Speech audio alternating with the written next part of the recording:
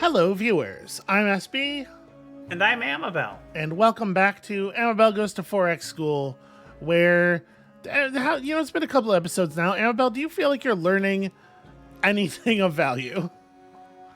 Yeah. How's this Yeah, going? sure. How do you think this is Yeah. going? I mean, it's a really surreal thing for me for reasons we've gotten into before, and I'm trying not to harp on. You know, Yeah. how. Now, I have a question about this giant crab time, about this class, this Uh-huh. 4X school, Yeah. this course. Like, am I gonna be tested at all? Should I be taking notes? I can't imagine it would help you. Okay.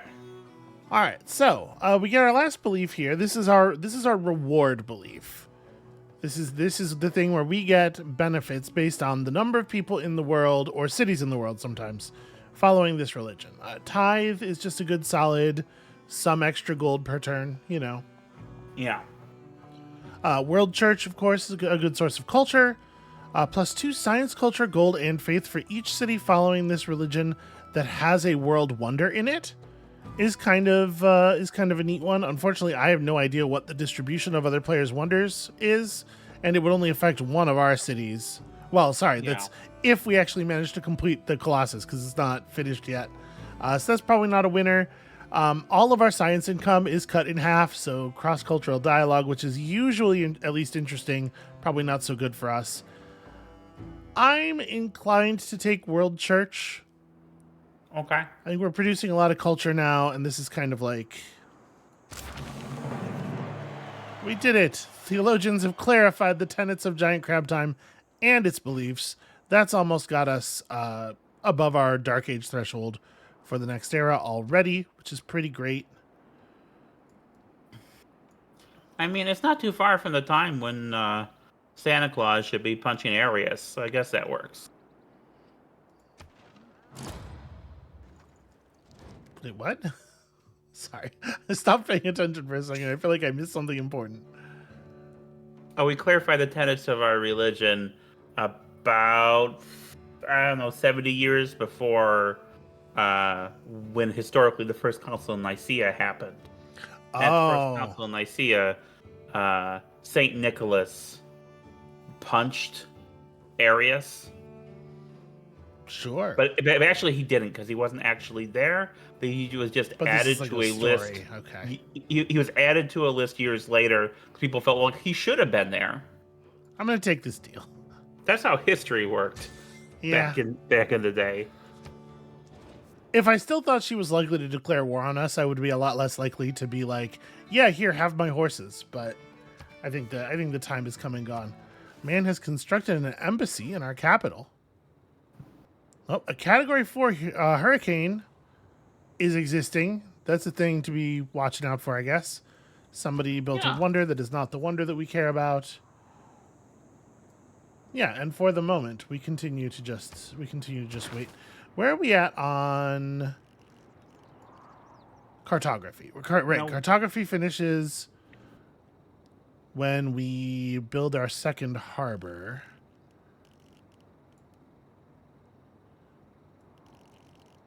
And that's when we get the caravel. That's going to let us see through the deep water. Okay, so this is kind of what we're waiting on as far as like exploration of the world further goes. Okay. And we got that harbor. It's coming. Okay. I have a question about your Colossus Yes. that you're building. Uh-oh. By you choosing to build the Colossus, does that prevent other players from also trying to build the Colossus? It doesn't. No, Only okay. one person can finish it. Okay, there was a Okay. little bit of a messy flood situation down here on the Kabur River. One tile was damaged, one tile gained fertility. Stuff's happening. Yeah, so you can see here we're working on this. We got a certain amount of production plowed into it already. They do not make it easy to just see that number. I really wish if you moused over, it would just be like, here's the percent, here's the actual values. If somebody else completes it before we do, what'll happen is we will get a percentage of our already put in production refunded to us. which is Okay. just one of those. That's one of those don't immediately lose the game because you made a silly mistake kind of things. Okay. Oh, I should ask, is there player elimination in this? Oh, absolutely. Does it happen a lot in practice? Yeah. Okay. Yeah, I mean, it's unlikely that all 6 of us will still be in the game when a winner is declared. All right, World Congress time. We're back. Sovereignty. Either plus 100% of city-states yield type when sending trade routes to a city-state of that type, or city-states of this type do not provide their unique suzerain bonus. I mean, I'm suzerain of a couple of city-states. I would like them to provide their bonuses, but if people vote for this one and just pick a type that we don't care about, that also would work just fine. And then we can get amenities from duplicate luxuries or have a chosen luxury resource grant no amenities at all. Am I allowed to dip out of here and look at the world map? I don't know if I am. I don't remember what luxuries our neighbors have. What are their natural luxuries? Because just like screwing up our neighbors' growth would be a fun thing to do. But honestly, the fact is, I don't think I care almost at all about these resolutions. These are low impact for us. Now, if you don't cast your votes, they're just gone? And you should cast a vote for things. I mean, there's no reason not to cast a vote. Okay. Plus 100% of the city-states yield type when sending trade routes to a city-state of this type. I guess if we got that bonus on industrial city-states, I mean, no, it's still only providing just a tiny amount of.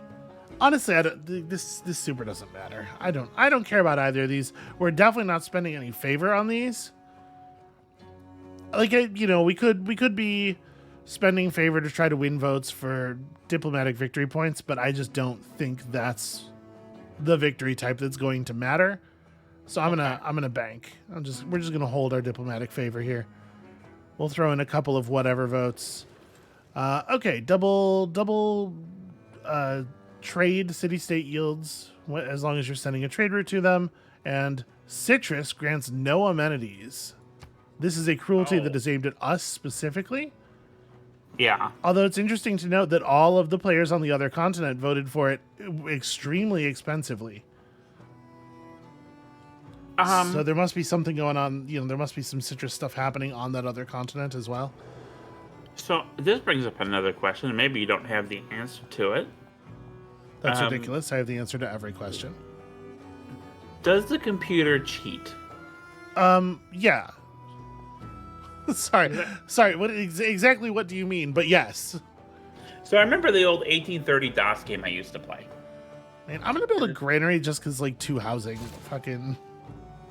And the thing about the 1830 DOS game Uh-huh. is that the AI players would collude just to make sure that the player lost. Mm-hmm.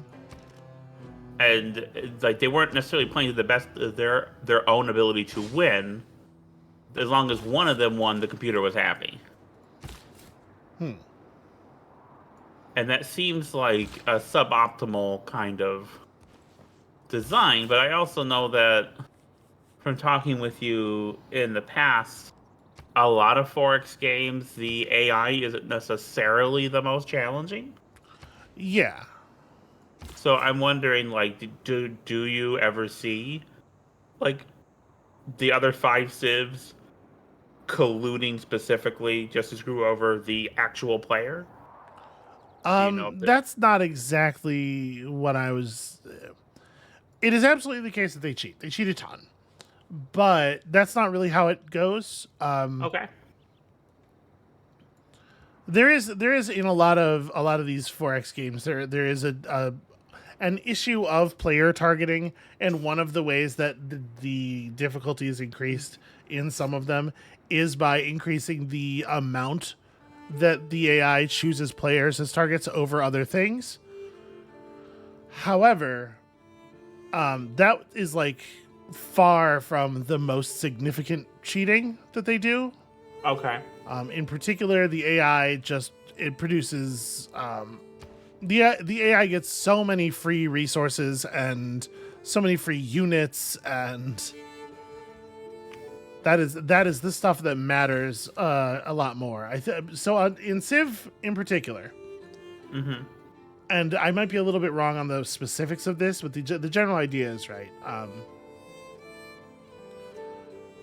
I believe it is the case that the AI, if the AI is on its lowest level, it is performing less well than it could. It's like making decisions that are kind of bad.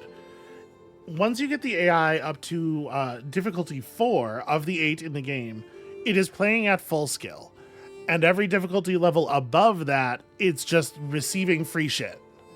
Okay. We're playing on 7, and on 7, I believe the AI starts with a couple of extra military units, like a free technology or two, and just some like raw incomes. Like every turn, every AI player is getting a certain amount of free resources of each type on top of the yields that they've actually earned through play.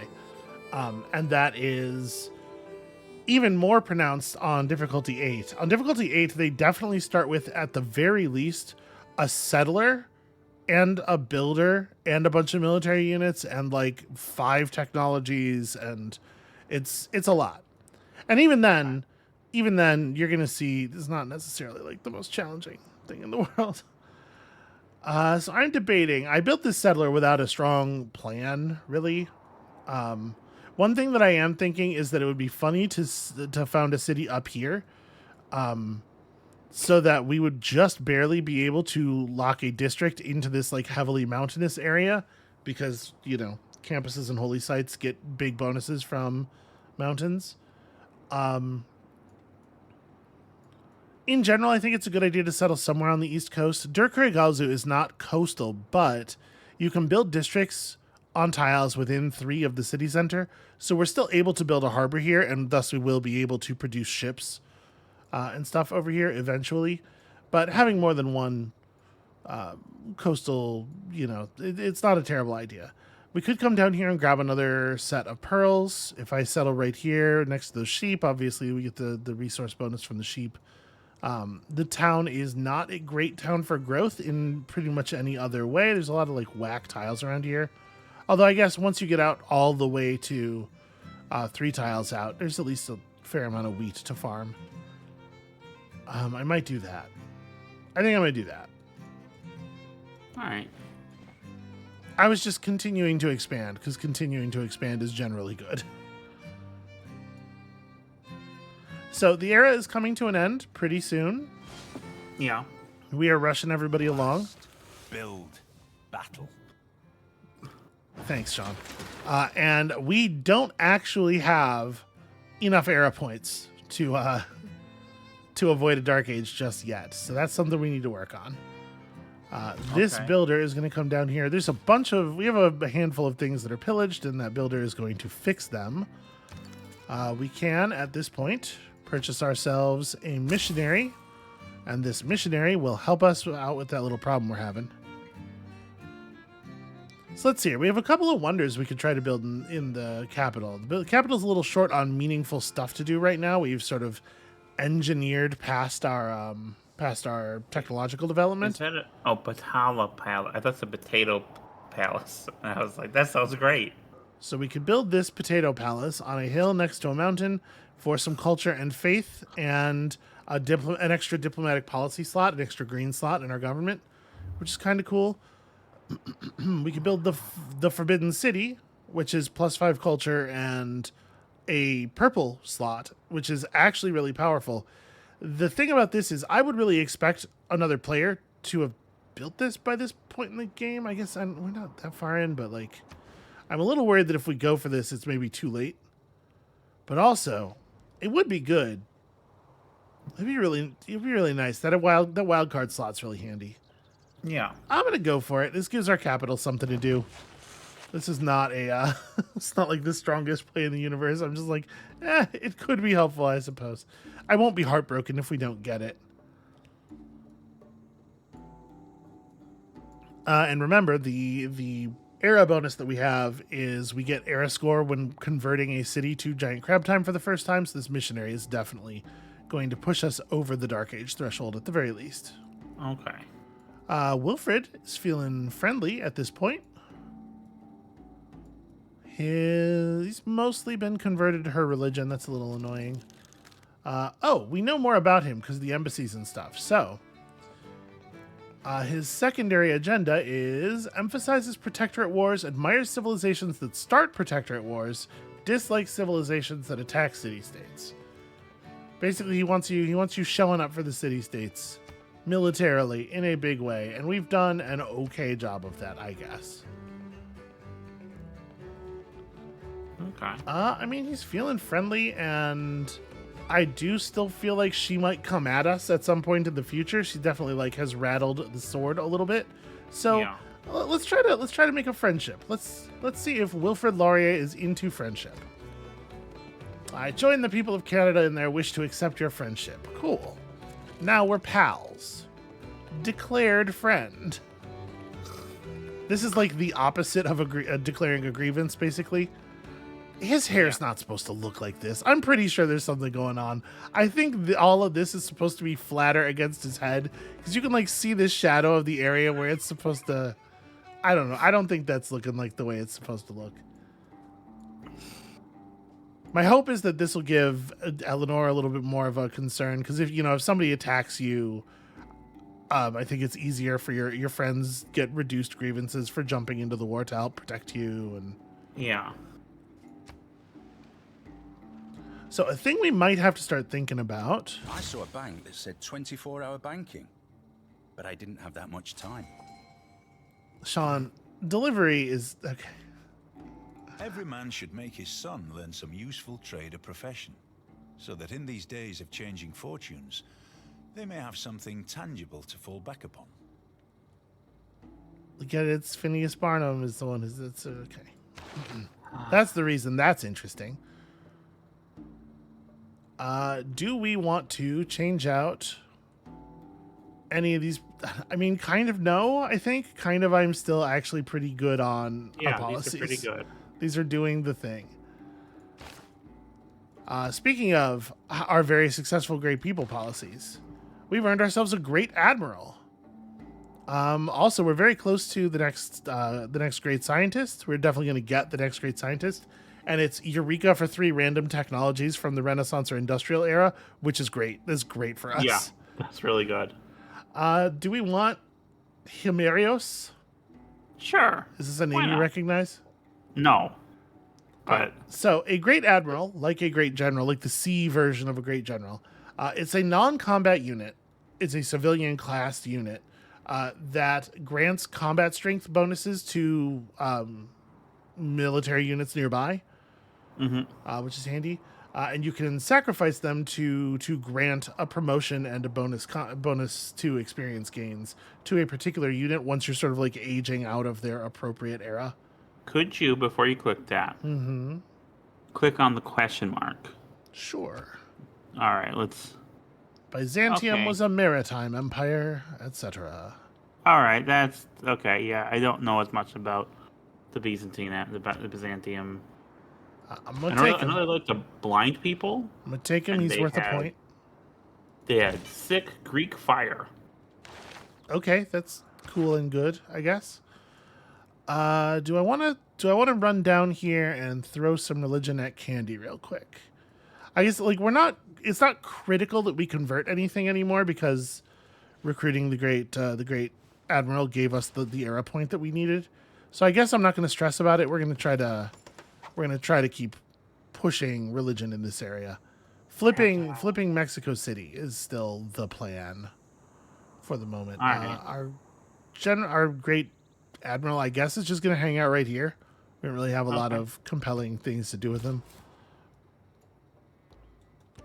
You're still headed this way. There's a drought up in Leeds. Not really my primary concern. And yeah, for the most part, we're just continuing to build the things we were building. Plan continues apace. So we have another governor title available here. I mean, I kind of want to pick up Curator. Let's just promote Pingala again. I'm digging in on this tourism thing. Which means right now our great works are not in his city. I'm pretty sure. No, they're not. So let's bump those over there so that we're getting the benefit of his new tourism bonus. We're outputting all of this incredible culture. Everyone around the world is going to know that they sure are the people who do the writing. The Great Library was just finished by somebody somewhere. All right, and one of our trade routes has finally ended. This is what I was waiting for. We desperately need to be running a trade route from Dermuti to get some actual resource incomes going. Mm-hmm. But you can't just like pull them. You gotta wait for them to complete naturally. All right, here is that great scientist we were talking about, and absolutely overjoyed to have this particular Emily du Châtelet. We didn't click on the question mark, and so I don't have any facts. I don't know anything about. But overjoyed to have her aboard. She sounds great. All right, so we're 3 turns off of that. 3 turns off of potentially the completion of this wonder.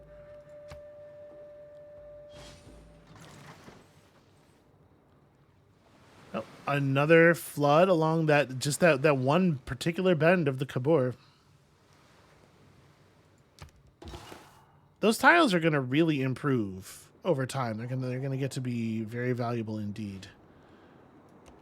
All right, our missionary will take the sea lanes here, and yeah, Dermuti needs to run trade routes to a city that is actually going to give us some industry and some food. So I think it's got to be the capital, right?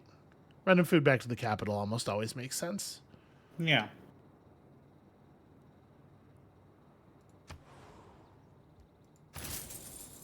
Yeah, 4 bonus food and 2 bonus production is a big deal.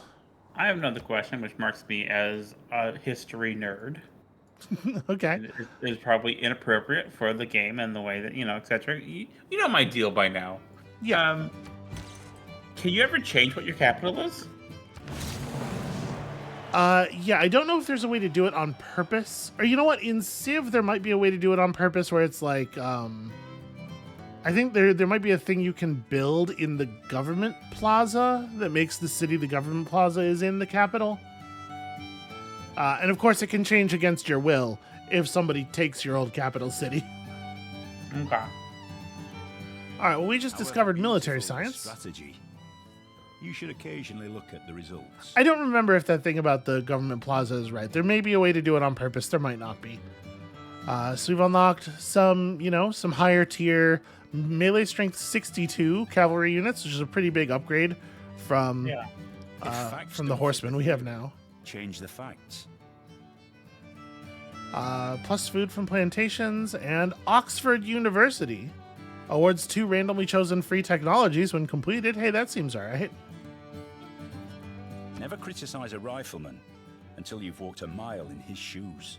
That way, he'll be barefoot and you'll be out of range. And we've unlocked the next level of recon unit above the thing that we upgraded our scout to. They start to get to be pretty fierce ranged combatants, actually. That makes sense. So I think we're going to bring this guy back home so that we can upgrade him at the very least. I don't know that we'll necessarily actually do that, but he's not doing very much up there.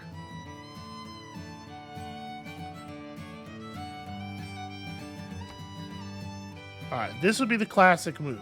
1 turn away from the Colossus completing, somebody else finishes it. That's usually how these things go.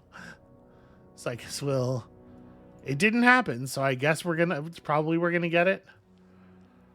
So we could run another trade route from Mashkan Shapir. Mm-hmm. But I wonder. You know, we're about to found this other city. I'm gonna just rehouse the trade route over to here so that this city can also build things. So hold on. All right, am I allowed to found the city this turn? I'm not. Okay. Well, then we're gonna tell you to just skip turn. We will live one entire turn without maximum trade routes. All right, I think all of our pillage stuff is now repaired. Okay. Stupid barbarians.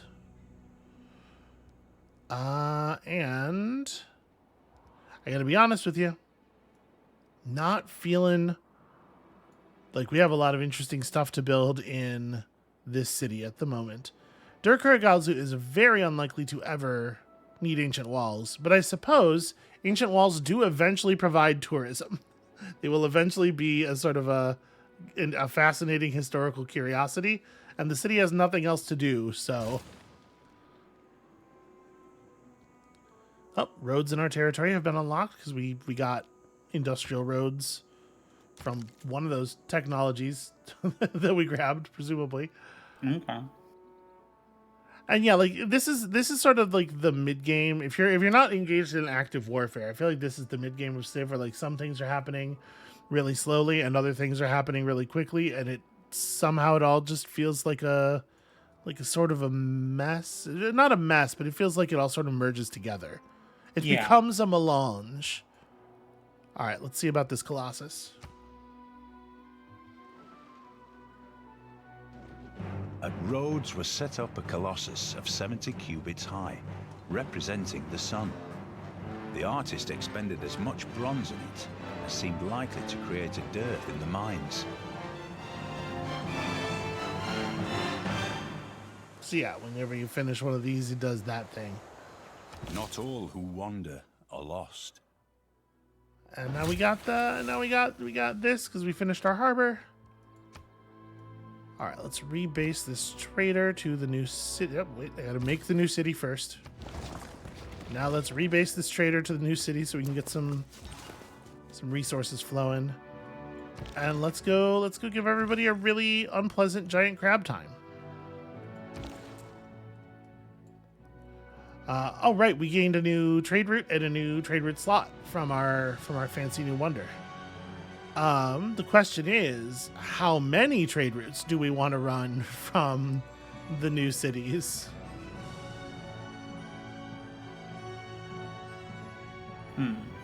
Well, hold on. What's Mashkan Shapir gonna do this turn? What are we gonna start building? I'm kind of thinking we might actually want something running out of Mashkan Shapir because we just like we want to produce a lot of things here very quickly, even though it's like reasonably well healed. It still makes sense, I think, to get extra industry coming in. So we'll rebase this one to there, which feels a little silly because I could have just left the other one running if I had remembered that we were going to get a trade route from the Colossus finishing, you know? And your new job is to come over here and set up these pearls.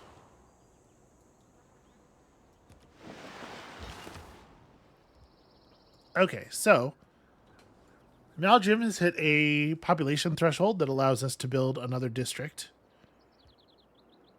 But I also definitely want to be putting a caravel out from somewhere. I think it's going to be here because I think Mashkan Shapir has other stuff it needs to be doing. But we definitely want to get this this world exploring ship going. Okay. So a lighthouse would give us plus food on all the coast tiles of the city, plus 1 trade route capacity if the city does not yet have a market. Yeah, definitely lighthouse. Definitely more trade routes. They're fairly important. Yeah. I don't know if I've gotten that across yet. I kind of want to just build another harbor, like honestly. You have gotten that across. I do notice that a lot of the trade routes are just internal. Yeah. Is that more beneficial in this game than? Well, it does the one thing while the external trade routes do the other thing, right? The internal trade routes are creating extra industry and food for your cities, while external trade routes tend to be producing gold more than anything else. Although as the other players' cities expand and build up fancy districts, you start to get more resources from them. And obviously there can be situations where a trade route is providing some kind of important diplomatic purpose, or building a critical road or something. I'm just gonna run this back to Babylon. But like, because food and industry are the most important things, it creates a little bit of a challenge for those external trade routes to keep up with the value of an internal trade route. Okay, we're definitely running this back to Babylon as well. Plus, these roads will be nice. So at the beginning of the game, roads just allow you to treat any tile that they're on as though it has one movement cost. So they make it, cheaper to move through forests and stuff. As you industrialize, a road starts to make the cost of movement along its tile fractional, better than just moving across an open on a tile. Yeah. And we're at that point. So at this point, running roads across these like long flat areas actually becomes really valuable. Yeah, that's very familiar to me. I'm used to, it's very common in hex-based war games for a road to be half a movement point or a quarter movement point. Yeah. I conclude then this point touching upon the power of kings with this axiom of divinity. That is, to dispute what God may do is blasphemy. So it is sedition to dispute what a king may do. Yeah, that sucks ass. So I don't really know what what do you think they think they're doing with these quotes? I guess is my question. Oh, do you want my genuine answer? Sort of. My genuine answer is that there are two thoughts happening at once. There's a thought from like the boss level where they're like, hey, we need quotes for all these technologies. And then there's the person doing the job who's like, well, I need to find quotes that relate to this and are, interesting or, a thing I can find. I don't think they're trying to express any kind of argument with their selection of quotes. An argument is expressed, but it's very muddled. And this is, certainly coming back to the thing I keep harping on. And I'm trying not to. I'm trying to behave in class. But, that, every game makes an argument. And it's better if that argument is thoughtful and coherent and cohesive. Rather than just... They're just kind of like passively expressing worldview because they're not trying to express anything in particular. So we've unlocked our first 6-slot government with the greater influence and diplomatic favor outputs, but I kind of think I'm not going to move up because there are a couple of red slot things that would be like okay, but as far as economic policies go, we're going from 2 yellow slots and a purple to 1 yellow and 2 purples. We would probably just use the purple for the second yellow anyway. And this is giving us bonus grade person points and a housing and an amenity in each city, when this will just be +1 housing in each city that's built walls. It's actually just kind of like crappy bonuses. When we unlock theocracy, maybe we'll talk. Maybe. Crab time. We do feel strongly about the crab time. So, new era, new dedication. Since this is another normal age, it's the same kind of similar dedications. As you move up in the game, they do change. So we still have monumentality. We still have Exodus of the Evangelists for converting cities to your religion for the first time. But now we have Hic Sunt Draconis. Gain 3 era score every time you discover a new continent or natural wonder. +1 era score every time you kill a non-barbarian naval unit. And reform the coinage. +1 era score every time you successfully complete a trade route. This is just like a steady drip of era points, and obviously it's better if you have been focusing on exploring your expanding your trade route capacity. We are about to have our first caravel, and I think this is actually going to be quite good for us. I think we want to be in an explore the world kind of place. Not that our evangelists are going to stop exodizing. Far from it. Giant crab time for all, whether they like it or not. I have a question about exploring the world, though. Uh-huh. Does this map wrap around? Yeah, this map will wrap around. The civilization maps are cylinders, basically. It's not really a globe. Globe's tricky, you know. We did it. We flipped them. It's going to flip back due to in natural religious pressure, but we did flip it, and so it's helping to output more pressure further north. We don't get an indication of how long it will take to flip just yet. Yeah, we need more amenities because we now have extra cities, and obviously the citrus not providing any amenities is actually hurting us quite a bit. Yeah. So that was the thing that we had surplus of. Pretty annoying behavior from the AI, actually.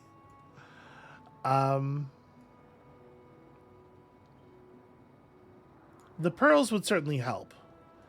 You know what? I'm going to purchase us a builder over here. This is a reasonable place and time for this, because we do need these amenities. Also, the horses here will be helpful.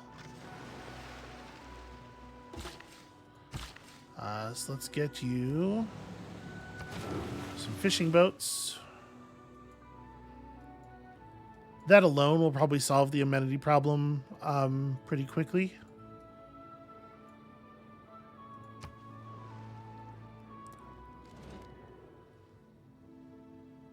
Ooh, she's trying to get our great works from us.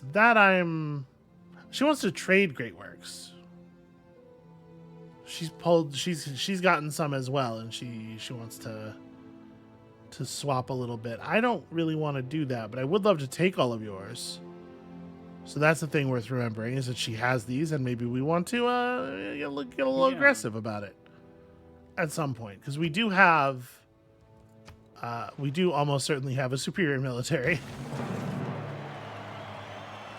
Okay, we got Reformed Church. That's our first The three great elements of modern civic of the civilization: next era. gunpowder, printing, and the Protestant religion.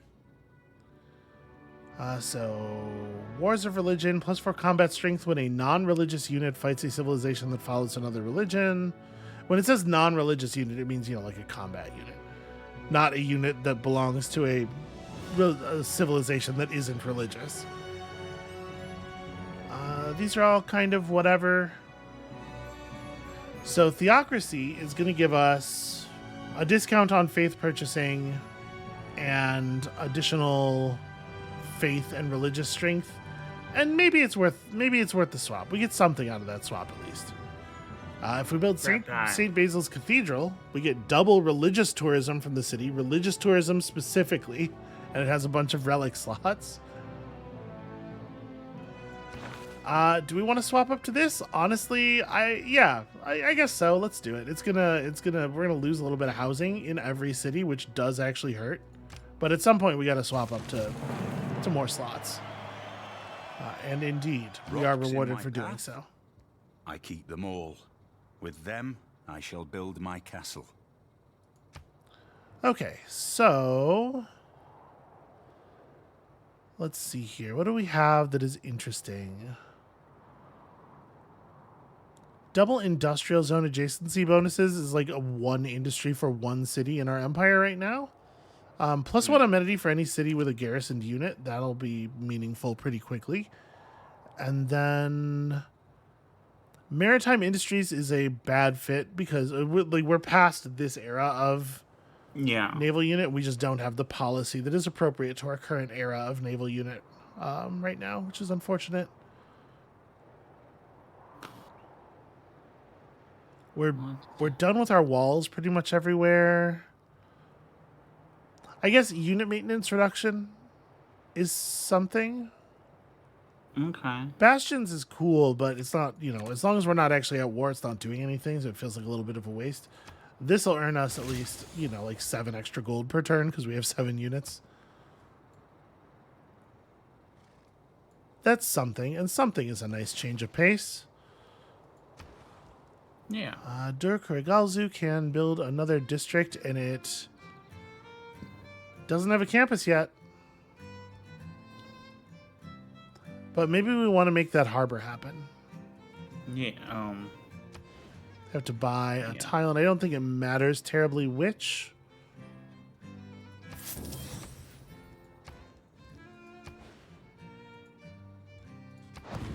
What if we just spend the whole game building harbors? Non-stop harbors, all the time, forever. Oh, hey, I know that guy. Yeah, William Shakespeare, I guess he's an okay writer. Oh, swear not by the moon, the inconstant moon, that monthly changes in her circled orb, lest that thy love prove likewise variable. We can't fight. Firing a charge consumes all their movement. It's very tiring to write Romeo and Juliet. It's a thing that everybody knows. Obviously, that would Yeah. exhaust you. Okay, so Merchant Republic, the first government that I'd be like actually kind of excited to. I mean, honestly, it's not great still. Where's the first government with even more slots? They're like all the way up there. That's tough. That's tough. So the Enlightenment halves religious tourism effects. This is like a thing of the game. Like I said, that religion kind of, as a victory type, religion is a thing you don't see much after the mid game. And part of the reason is you get a couple of these kinds of effects where it's like religion just becomes less effective after a certain point in the timeline. Which I think, again, is some real worldview stuff. Yeah. I don't think it it necessarily absolutely represents reality. But we should stop off and grab humanism for sure, because museums. If we're going to try to do a tourism thing, we're going to need museums. It represents a certain way of viewing the world and thinking about the world that is not necessarily entirely facts-based. Yeah. It's a very vibes-based world order. That's definitely a way to. There we go. That's a pretty good tile.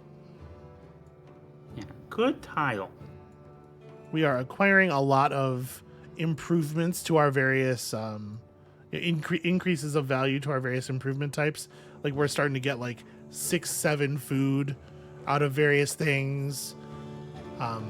And as we continue researching, we're just accumulating a lot of these little like, oh, after you have this quarry units, get +1 production. So stuff is just going to keep getting better in that same way.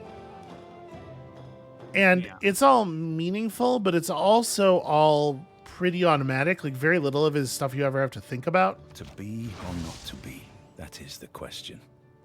Whether 'tis nobler in the mind. Listen, to we all know Hamlet. We don't need to listen to this. I think there's something that is boosted by building a lumber mill, right? And we haven't actually done that yet, but we probably should. Let's get down here and build this lumber mill. All right, you're gonna improve the other pearl tile. Then maybe we can sell off our extra pearls, perhaps.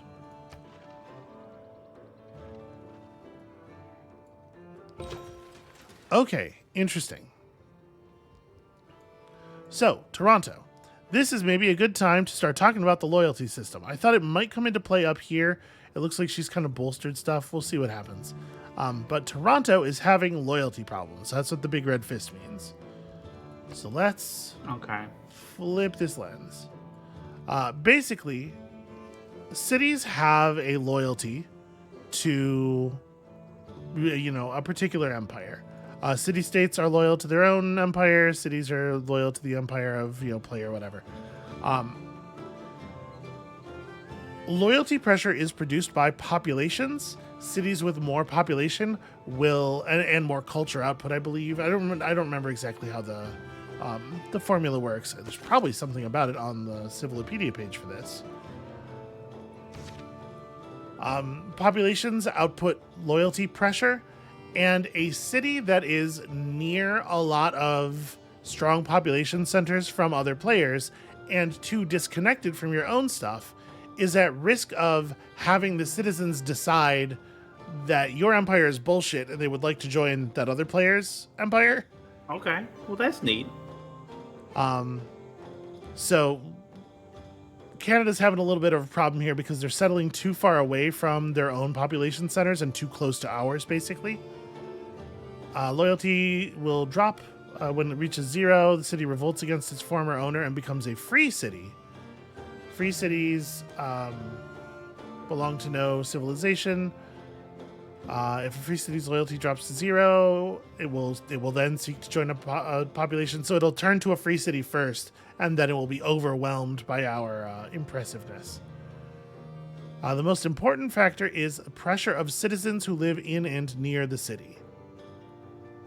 So one of the things that can motivate governor placement is that a governor produces a lot of extra loyalty in their city just automatically.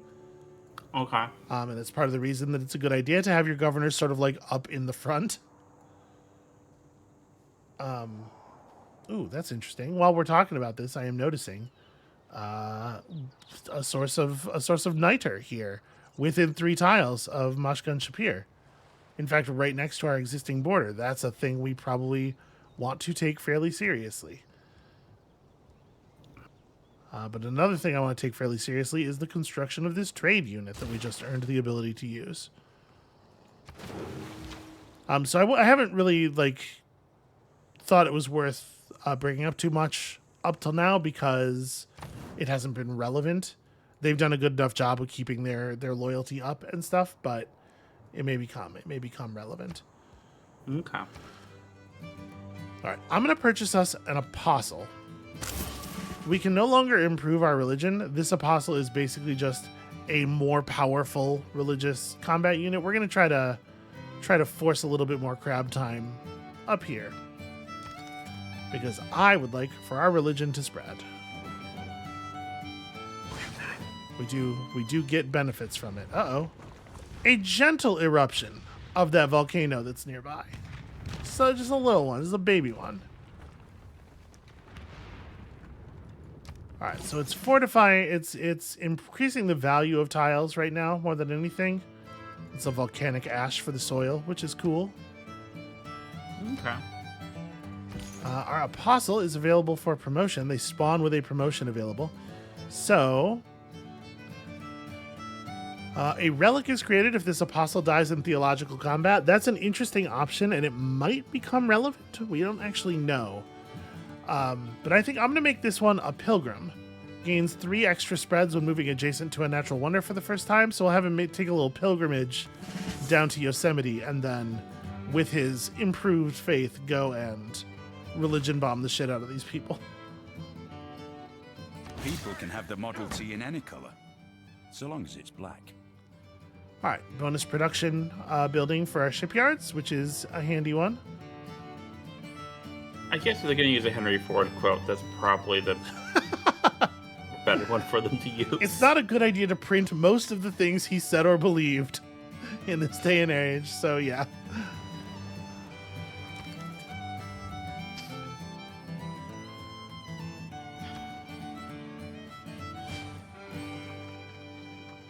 So they do have Canada has cleared land in Halifax for the Casa de Contratación. So see, like part of the value of diplomatic clarity with people is like we get to know what wonders he's thinking about building. With like you get information on their plans, which is obviously very useful. All right, horse pasture. You are out of movement, so I don't know why you're making me make the choice here. Yeah, I kind of want to get their great works away from them. We don't have a ton of stuff to trade right now, and she probably is going to gouge us if we're trying to buy them. Either gouge us or just refuse to do it at all. Like, what would it take? 106 gold up front and 15 gold per turn for 30 turns. That's pretty harsh. It's not undoable. What if I wanted more? Oof, all of our income for 30 turns. Jeez, that's a lot more than double the price of the other thing. But I don't know, you know? I'm going to say this is not worth it, but getting her great works away from her is valuable. So we can see the military strengths of her cities that have defenses. And she has been smart enough to build encampments. So this is the military district. Your encampment has fortification itself. And once you have built defensive structures such that your cities have a ranged attack, the encampment also gains a ranged attack. So it would be tricky to attack like leads because anywhere that we would come at it, we'd be taking fire twice. Yeah. This is a pretty canny position to build this in because it covers all the way to the mountain. Not that we couldn't brute force it, but brute forcing it would, you know, consume resources that I might prefer be focused on other things. What is this shit? Do you see that? What? An English apostle? No, that's... She's trying to, okay. Unacceptable to me. We're gonna have words, and most of those words are gonna be crab.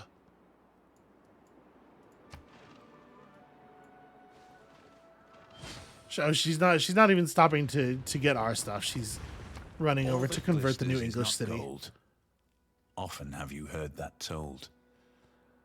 Okay, so bonus theater square adjacency bonuses is cool in theory, except that none of our theater squares are giving us more than one culture per turn, I'm pretty sure. 2 housing in cities with at least 3 specialty districts is not nothing. And we earned ourselves a governor title. I don't think it makes any sense to give Pingala any more boosts. Laying out of hands, all the governor's units heal fully in 1 turn in tiles of this city. I mean, that's not really very important. Yeah, I'm kind of not excited about any of Moksha's stuff either, so I think it's time to pick up somebody else.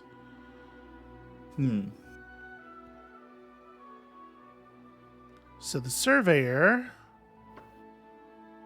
helps us construct things more quickly.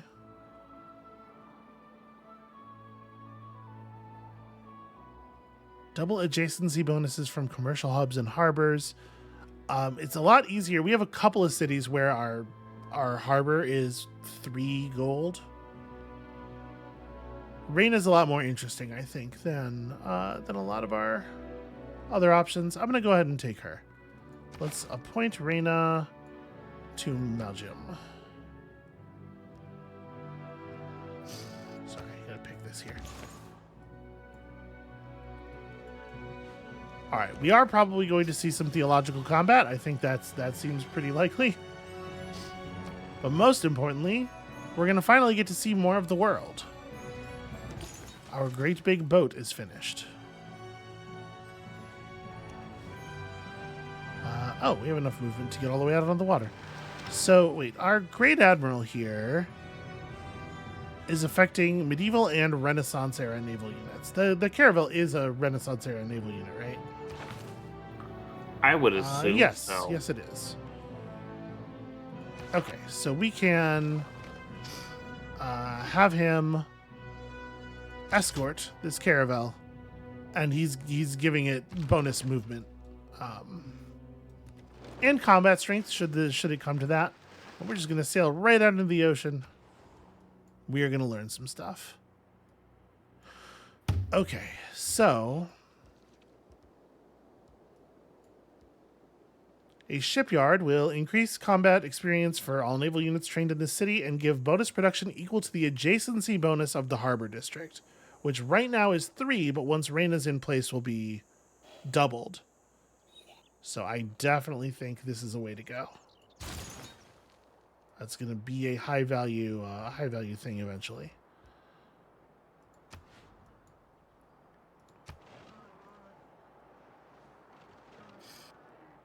All right, our trader is finished up here, which is cool. We probably want to just run another trade route from one of the cities that's still establishing. Because we don't have a secondary trade route that's anywhere near as good as sending it to Babylon, but we can get something done. Let's send you down to here. We're first great engineer. We are getting great engineer points because we have that industry district. Okay. So lets the city build one more district than the population limit would allow and triggers the eureka moment for the printing technology. I mean, I guess I'll take him for that first thing. We definitely have printing already. Do we? Yeah, don't we? Am I wrong? Yeah, we have printing. We got printing quite some time ago. Okay. Amabel. It's a lot to keep track of. I don't know what you're talking about. How could you not hold this entire game state in your head trivially? It's so straightforward. So caravels have a much greater line of sight than a lot of ships do. Most ships cannot see 3 tiles in every direction. Doing ocean exploration with other types of ships can be a real pain. Yeah. Caravel's nice. It's good to have around. Do we want to... I mean, I could use a builder. There are definitely tiles around here that could stand to be improved. Getting access to the niter is important in case we want to build some guns, which I think might be a thing that's worth considering. Let's get a builder out here. I could just purchase one, I suppose. If not that, then what? What am I saving my gold for? I don't know, but I think we're getting this builder done fast enough that I'm not too worried about it.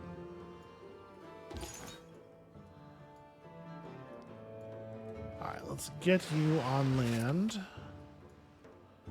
And I think we're going to fire by Sheng here in Mashkan Shapir. One of the things I definitely want to do with Mashkan Shapir is build a holy site up there.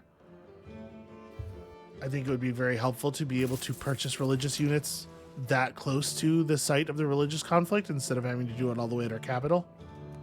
Yeah. So this will be helpful for that reason.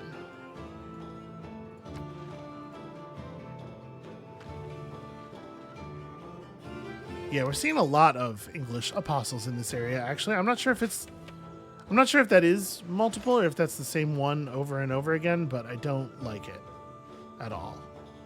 If we were to do combat with you, we have very similar combat strength boosts. As you can see, the other player units are getting +3 combat strength for free because of the difficulty. But we are getting plus extra combat strength from our religious type, or from our government type, because we are a theocracy. So we could just run over here and engage. I think let's do it. Crap time. An argument has ensued. We did religious damage. Hey, look, landmass. We have enough faith to buy another apostle. I think we're just a little short of an apostle. No, never mind. Let's do it. We are absolutely going to commit to this war with our full heart. Say crab time with your whole carapace. Crab time will defeat this fishy pretender and feed it to the verms. That's probably like a funny joke. I'm betting it's a funny joke. It's like 2 not really funny jokes, but you put them together, it makes a funny joke. Hey, look at this. We've discovered a new continent or natural wonder. It's hard to say which, apparently. We discovered a new continent. Our explorer is naming it Atlantica, which, funny enough, is exactly the same thing that every other explorer who's found it has named it. We discovered the city-state of Non-Madal. They would love it if we would train a field cannon. So they have relationships with England and Canada already, which means we are not the first players to find our way over here. I am going to send an envoy right now so that we get +1 culture in the capital and in every amphitheater. That's actually a fair amount of bonus culture for us. Their suzerain bonuses: your districts on or next to coast or lake tiles provide +2 culture. Yo, that's actually very good. That's really good for us. Right now, their suzerain is somebody we've never met. So we'll consider that later. We'll get there. We are going to fire our great engineer in this city to give us room for an extra district, because I sure would like additional districts. And you know what? I very well might found a build a field cannon as soon as I'm able to do that, because I think a war of liberation of your great works is a thing we might want to consider. Okay. My man has come to us just straight offering he would like 30 of our vote things, 30 of our favor, and he will give us a great work. For Well, that's pretty good. I will in fact take that deal. Thanks, my man.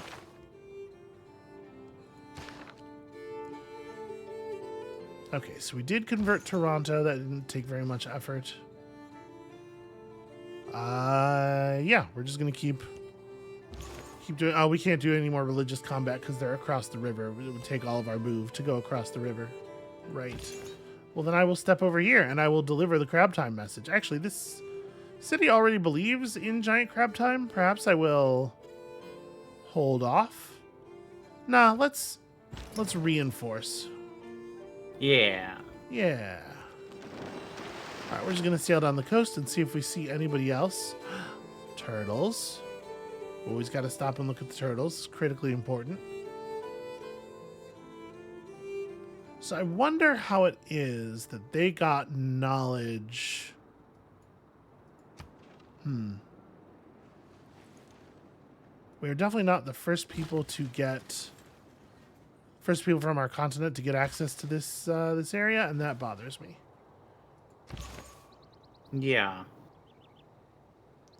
It would actually be worth a lot for us to defeat their religious unit in religious combat. Like, if we actually took them down, it creates a powerful depressing effect for the defeated person's religion in the area, and a powerful bonus effect for the winner's religion.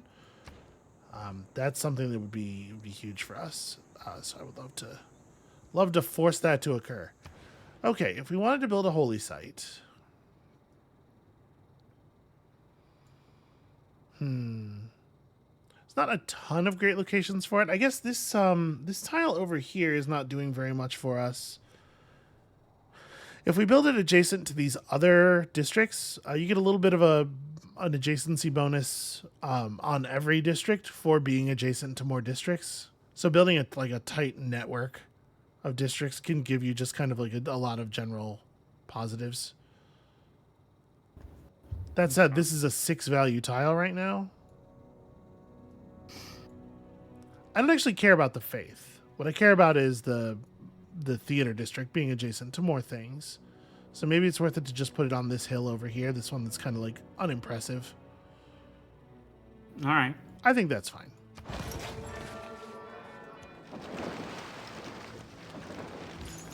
Okay, I mean, there's a lot of lush territory over there.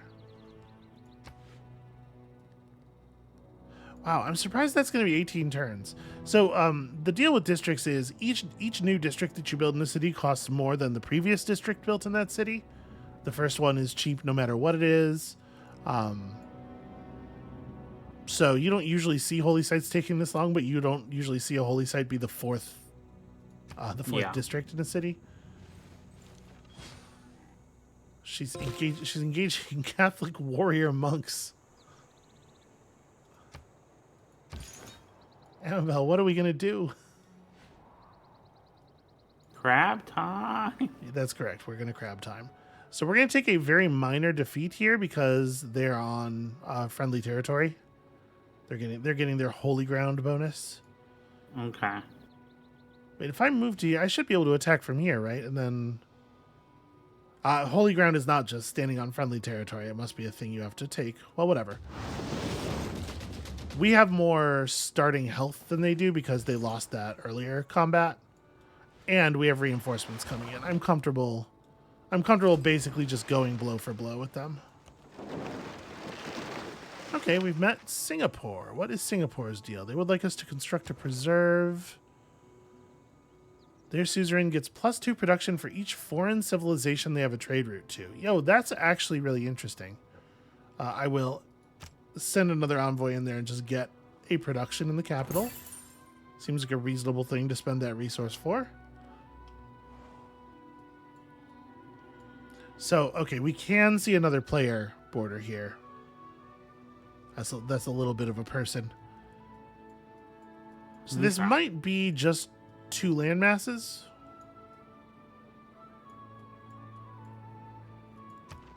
You know, I'm always hoping for a situation where we can... The 4 characteristics of humanism are curiosity, a free mind, belief in good taste, and belief in the human race. Is belief in good taste a core element of humanism? That doesn't seem... This is the only something E.M. Forrester would say, though. Okay. Yeah. Expression of viewpoint, right. This is a lot of great engineer points. I know we love scientists and everything. This is a lot of great engineer points.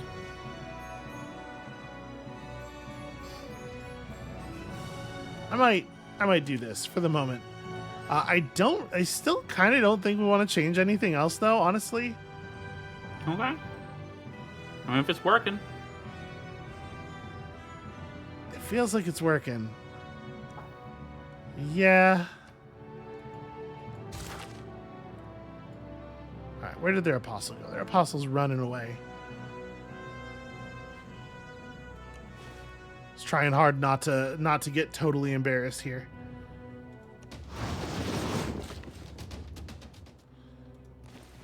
All right, this is a thing we were saving our gold for. But I didn't realize we were saving our gold for. We are absolutely building a mine on this niter. The adapted people of Babylon build after a natural disaster, taking advantage of the renewed land. This is the first tile we built on that was improved by a natural disaster. In this case, a flood. I didn't realize there was an era score bonus for that. Ah, shoot. Okay, we're not going to be able to break through the ice here. But that's interesting. With that attitude, you won't. Nor with any other attitude. Ice is not... This level of physics is not really responsive to attitude. We earned ourselves our first great artist. Here's the thing about great works. There's a bunch of different kinds of great works. Mm-hmm. And they're all kind of the same from a rules perspective, but there's 3 different great works producing great people, and this system it's just kind of involved. So right now we only have 1 slot that can actually take a painting. Okay. Because we have that slot at the capital that can hold anything. I wish we could zoom in on that. Yeah, unfortunately we cannot. I think if we go to our great works panel, okay, I can't. No, I cannot. I cannot click on it to get more visibility. We're going to need to produce museums to hold our great paintings, and fortunately, we just gained the ability to do that. We just learned how to museum, thanks to humanism, because that's how humanism works. Yep. So natural history is a thing we care about a bunch. I swear, it makes sense. You'll see. So I think we're gonna go through mercantilism and colonialism, which is a civic. Increases the effectiveness of your fishing boats.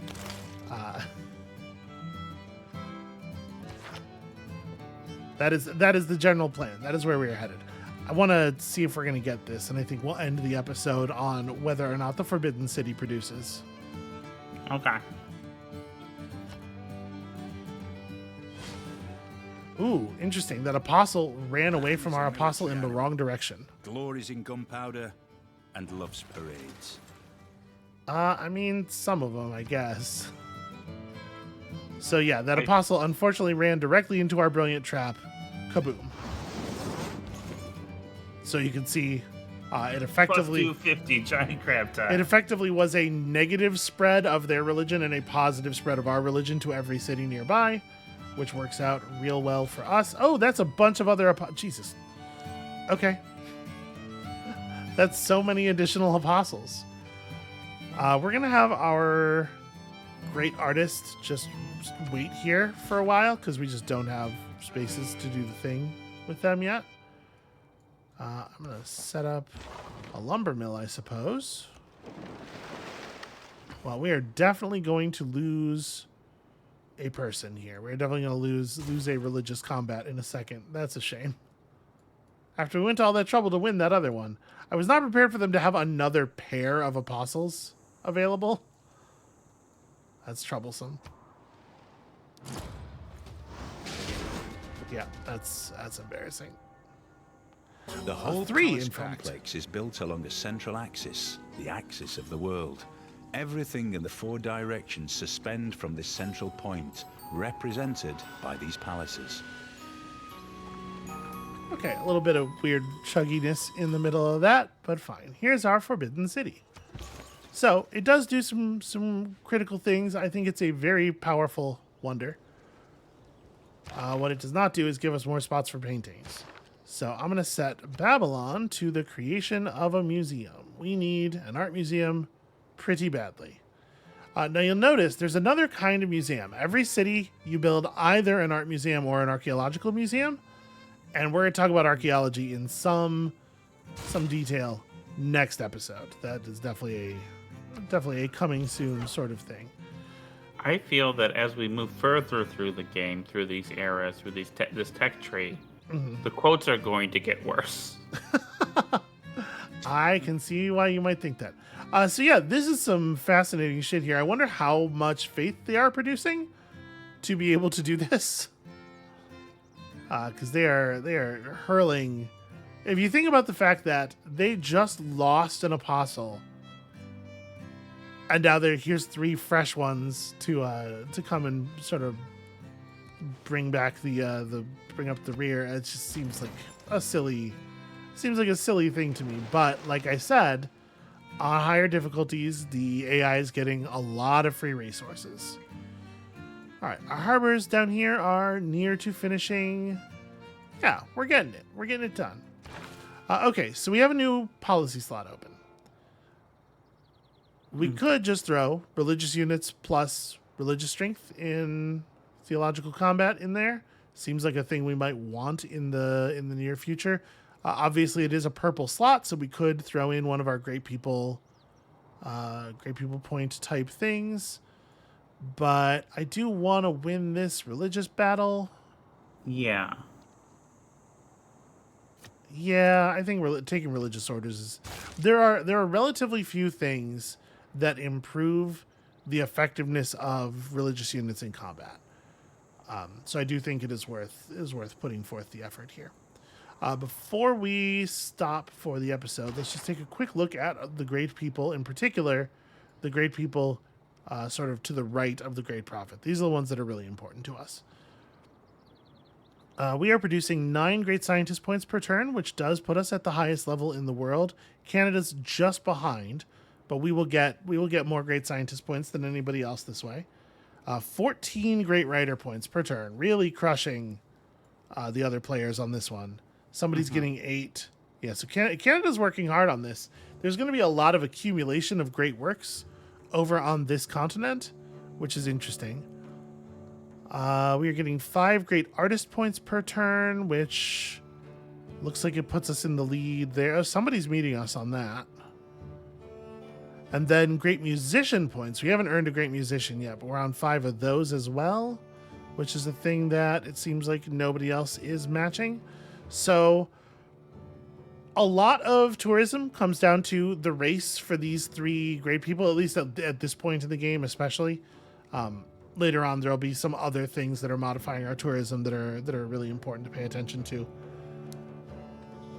But basically, we're well positioned, is my point. I wanted to make if sure we're that was the case.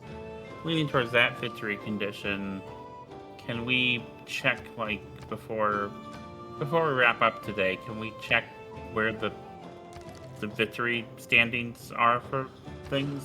Sure, yeah. So we're leading on the science victory right now, which just means we have tech. We have technologies. Somebody else is currently leading on culture victory. Yeah. To put these in slightly more concrete terms, this one, who is leading, is kind of irrelevant until somebody starts actually doing the satellite stuff. Mm-hmm. You can see here some culture, some output. Some people are gathering, visiting tourists. So some unmet player is legitimately putting out more tourism than we are right now. We're all the way up to 44 already. I'm curious who this is. We're gonna have to meet them soon. Eleanor of Aquitaine is being called the leader of the combat victory, and I'm not sure why. Maybe she has the most total cities. I don't know. Maybe she has the highest raw military strength. Eastern Orthodoxy is apparently the leading religion on the entire other continent. The entire continent has been converted to it, so that's kind of impressive. Islam has been completely eliminated, it looks like. And then, some people have some diplomatic points. This is so far off, we don't even need to be thinking about it. Okay. So that's going to be it for us for today. Thank you all so much for watching. It's looking like this religious conflict is going to get worse before it gets better. But we are working on it. We are trying. And when you come back next time, we'll be engaging in that. We'll be finally getting to reveal the rest of the world map. And hopefully finding some juicy places on another landmass to put down some cities. And we'll see you then.